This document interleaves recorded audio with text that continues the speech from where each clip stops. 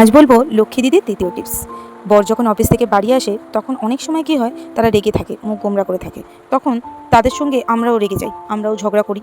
তাই এটা না করে যখন বর রেগে থাকবে তখন এক গ্লাস ঠান্ডা জল দাও এবং কিছুক্ষণ পরে তার পাশে গিয়ে বসে বলো, আজকে খুব চাপ ছিল, জিজ্ঞাসা করো। দেখবে অনেকটাই ঝগড়া কম হবে। আবার যখন বাড়ি আসে তখন অনেক খিদেও পায় তাদের, তাই সুন্দর সুন্দর টেস্টি টেস্টি খাবার বানিয়ে তার সামনে ধরো এবং বলো, আজ তোমার জন্য এটা ট্রাই করলাম, দেখো তো খেয়ে কেমন হয়েছে। দেখবে অনেকটাই ঝগড়া কম হবে এবং তোমাদের টেনশনও কম হবে। আর যখন রাত্রিবেলা ফ্রি মাইন্ডে থাকবে তখন পাশে বসে বলো, তুমি এত চিল্লে কথা বলো না, আমি খুব ভয় পাই, আমার বুক কাঁপে, আমরা কি আস্তে কথা বলতে পারি না, জিজ্ঞাসা করো। তাকে দোষ দিও না, নিজের কষ্টটা বলো। দেখবে সে তোমাকে কোনোদিনও ভুল বুঝবে না। আর যদি এত কিছু করার পরেও সে তোমাকে ভুল বোঝে, তাহলে জানবে সে তোমার কদর বোঝে না। তুমি তার কাছে যতই করো না কেন, সে তোমাকে কোনোদিন আর সেই জায়গাটা দিতে পারবে না যে জায়গাটা তুমি তাকে রেখেছো।